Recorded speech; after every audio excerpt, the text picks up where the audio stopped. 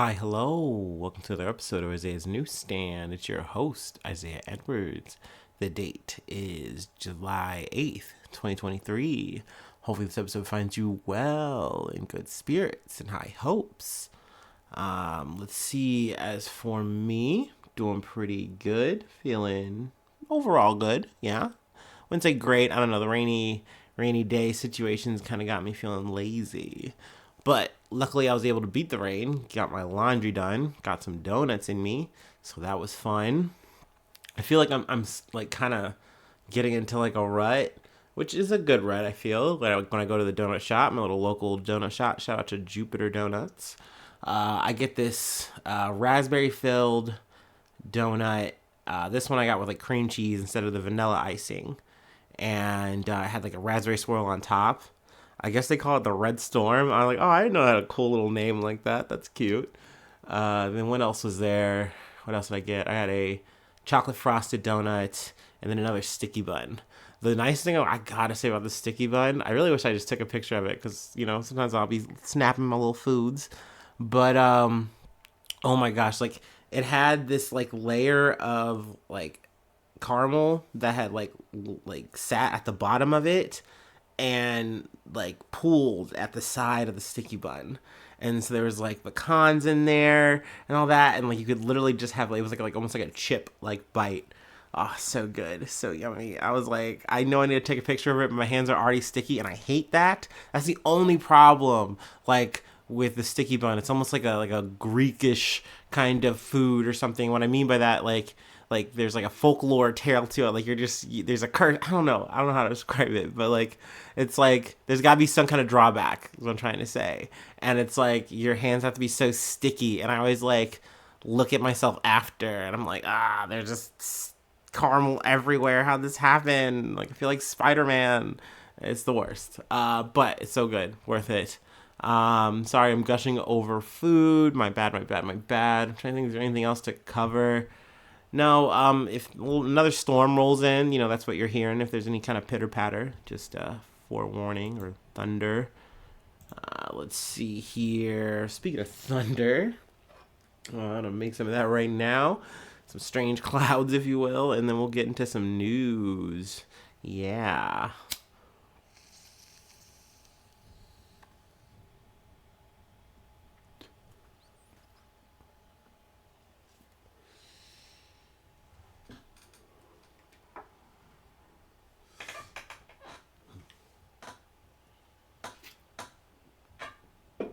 All right.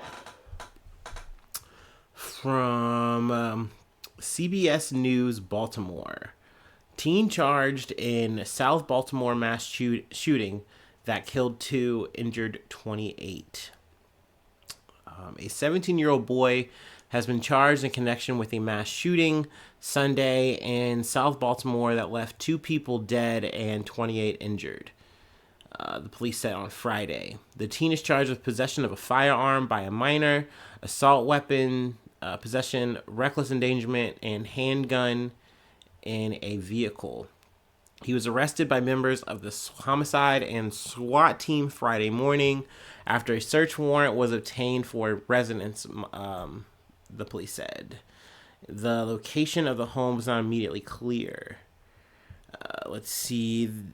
The teen's attorney said that the police are alleging that he pulled a gun out of his bag at the site of the mass shooting.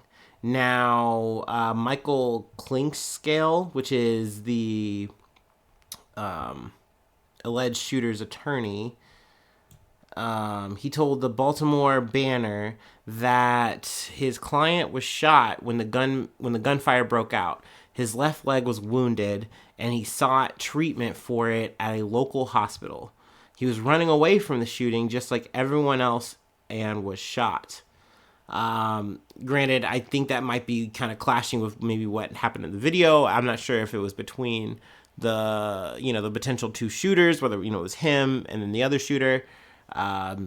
The other person that is alleged is still at large, I believe. But yeah, this was an update I figured that was definitely relevant to cover. Also, they did have the names in this article of the two people who were murdered. I wanted to, cover that. Alaya Gonzalez, 18, was pronounced dead at the scene, and Kailas Fagbimi, 20 years old, died at a local hospital. Another 28 people, most of them teenagers, were also injured in the shooting. Also, it was asked but not confirmed whether or not the shooter, the potential alleged shooter, was among the 28 counted. The police haven't said that or not. They haven't confirmed that. But I was like, oh shit, yeah, it's food for thought. I didn't even think about that. He got shot in his own dispute potentially, and then got checked out. I don't know, maybe, but I am curious to see what develops here. Hopefully, more things kind of come down the pipe, and just keep you updated. All right, let's see here. In the next article, this comes from CBS News. New HIV case linked to vampire facials at New Mexico spa. Excuse me. A new HIV case has been connected to a vampire facial at a New Mexico spa years after the business closed. State health officials said on Wednesday. The patient's only self-reported HIV risk exposure was a vampire facial they received at VIP Spa in Albuquerque back in 2018. The New Mexico Department of Health reported. Now, let's see here. I kind of was just very curious what a vampire facial was. I looked at it and remember I'd kind of seen this trend kind of come and go or whatever, but let's read it from here. During a vampire facial, a patient's blood is drawn and then components of the blood are injected back into the face using microneedles. The procedure has been reported to reduce pore size and help with fine lines to rejuvenate the skin.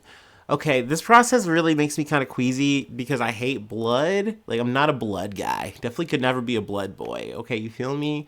It just makes me squeamish. But the idea of these injections across your face and then seeing your face at the end of it, I hate to say it, but it looks like you got reskinned. It's all red. It's very ghoulish to me. But I mean, hey, maybe if the process works, I'm not trying to knock the science here.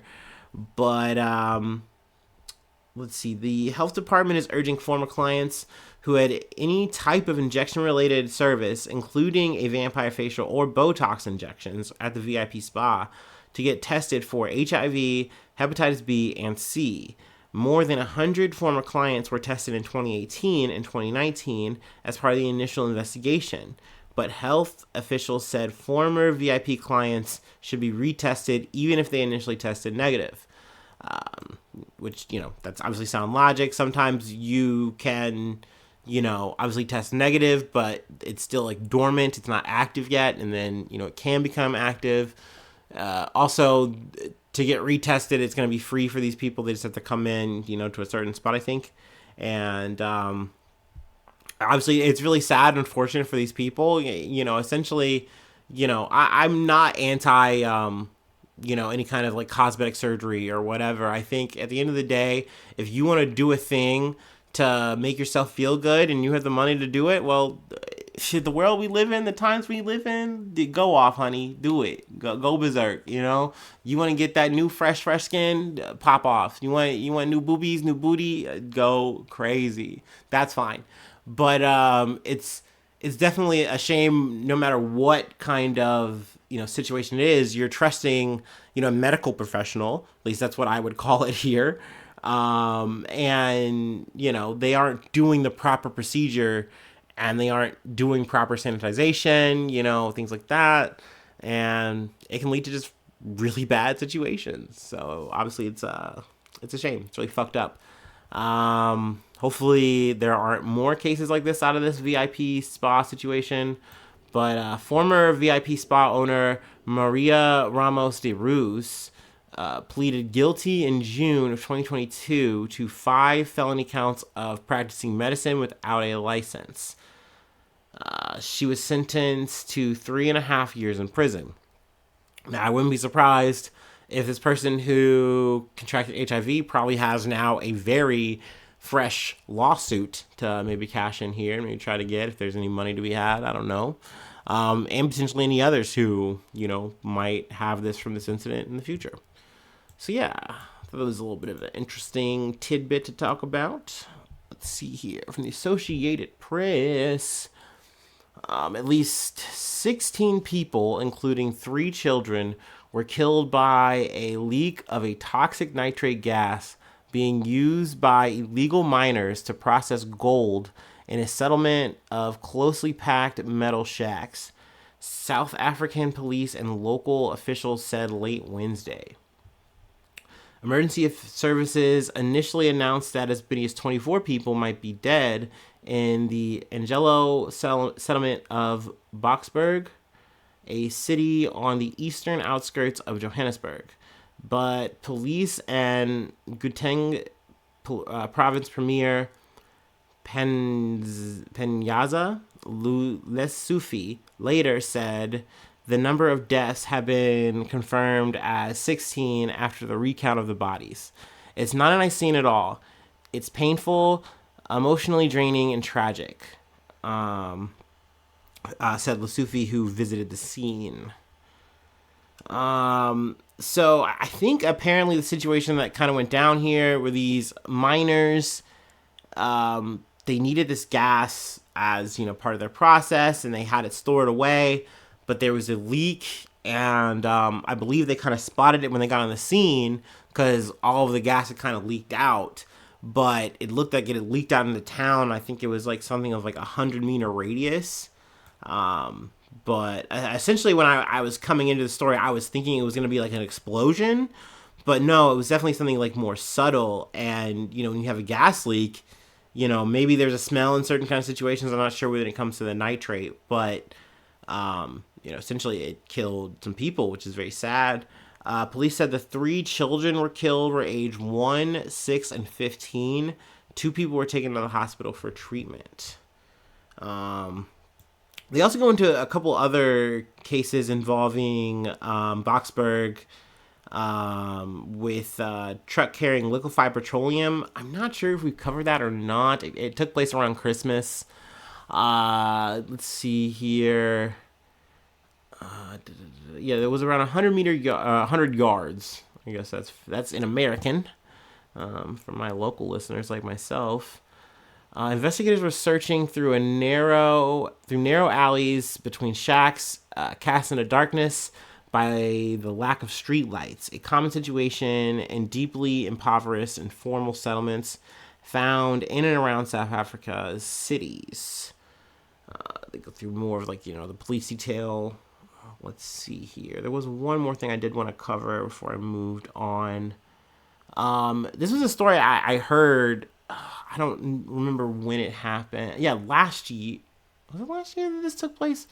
Let me just read it. But violence against illegal miners erupted last year and raged for days in an area west of Johannesburg after a group of 80 men, some of whom were believed to be illegal miners, were charged with gang raping 8 women who were working on a TV shoot at a disused mine. So I initially had heard the story on the BBC News, and I was like, fuck, that. It was definitely one of those, I listened to this shit while I work, and it was like, damn, that stopped me for a second. I was like, shit. Obviously very depraved, very fucked up, but it's very sad to know that so much is kind of happening in this situation. And obviously, illegal mining is bad, but I think these kind of situations are born of people who are desperate and they need money, and they're going to do these kind of things that they know are illegal to try to make it. Obviously that doesn't justify any of that kind of fucked up shit, but it was definitely a big story, and it kind of sat on me that I didn't cover it, and I was like, oh, I saw this here, so I at least wanted to kind of shoehorn it in a little bit. All right, so that was a bit of a yucky story. There's death and other stuff on the end too. So yeah, we'll have a bit of a palate cleanser here. I'm gonna palate cleanse myself here a bit, and then we'll get to covering it.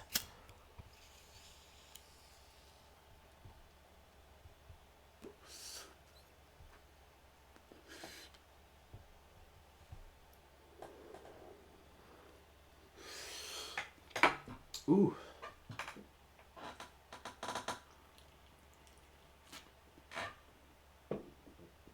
Okay.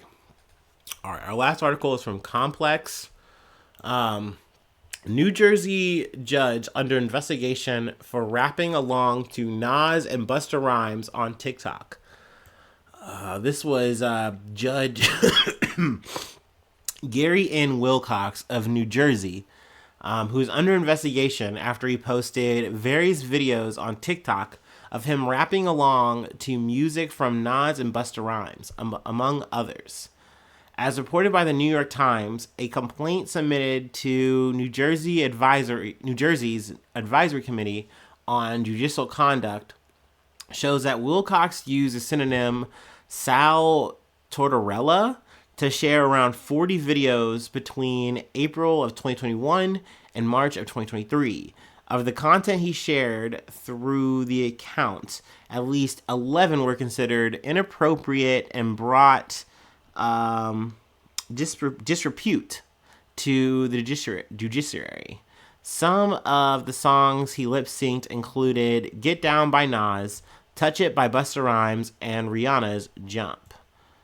The complaint accuses Wilcox of showing poor judgment by posting the videos, which demonstrated disrespect for the judiciary and an inability to conform to the high standards of conduct expected of judges. He is set to face a hearing which could result in disciplinary action, including the possibility of dismissal from the bench. I was kind of surprised to hear, like, at least that, like, the fact that he could literally, get kicked off. Just because I'm so used to hearing, stories about the Supreme Court and they're literally just Teflon. But then it kind of reminds me, like, this is a tenure of sorts, right? Like, if you're a Supreme Court judge, you've grinded, like, in one way or another. It's kind of been a little bit funky as of lately because you can get in a lot of other kind of ways and, like, almost be an upstart, but because, like, you were sort of fireburned, you get picked. Like, we want the most kind of person, so we're gonna pick you. That being said, if you're just a judge, just a regular to do judge, you are held to these kind of standards, and people kind of quote unquote mean it, aka you can lose your job. So to me, I think this is kind of lighthearted. It is weird though, because I mean, this man made a whole ass fucking TikTok account, and some of the bits he does it like in a robe, like his judge robes. So I mean, I consider that a little bit weird. To me though, the highest crime this man has committed is just cringe. It's just, I don't think this is worth it for 100 follows. I mean, hey, shit, that's more than I fucking got. Who am I to fucking judge? But goddamn, that can't be worth it. Like, you're making real money. You're living a real professional ass life. You're a whole ass New Jersey judge. You don't need to do this, but at the same time, is it wrong? Is it illegal for you to? Like, essentially, we're just talking about people's scruples and fucking feelings. Like, oh, is this bad vibes? Like, come on. Like, to an extent, I'm kind of like, lose your job? That feels excessive, I would say. But, once again, we live in a society where you can be a judge that's more or less fucking paid off, and who cares? Who fucking cares? Like, I thought it was cool. Like, I don't have to report that kind of shit. Huh? So the fact that, like, a New Jersey judge is kind of getting flack for his TikTok account, it's kind of funny to me. It's kind of weird, but I'm curious to see how the verdict's going to land. If I find out, then I will definitely be on the pod about it. But let's see, that's about it. That's all I got for today. Let's see, if you'd like to help out to support the effort, I do have a Patreon, patreon.com/Isaiah News. You become a newsie, and with that status, I say your name once a month on the podcast, a bit of a roll call, if you will. And not only to say your name, I'll plug a project or thing you're doing, so, part of the process. Let's see here. Free ways to hit me up. I do have, what is it? Gmail? There you go. That's what it is. IsaiahNews1@gmail.com. Also, I'm on Facebook. I'm on Twitter, Instagram. If you're listening on YouTube, woohoo, cool, love that. Hopefully you're subscribed. Hopefully you hit that thumbs up. Hopefully you like this. That would be dope. That'd be pretty cool. I'd like that you liked it. Let's see. Comments are always great. Reviews in terms of like, other platforms, all those stars and stuff. Sweet. We love to see it. Let's see. That's it. Thank you so much for tuning in. Thank you so much for being a friend. And hopefully I see you soon for some more good news. I love ya. Bye-bye. Mwah.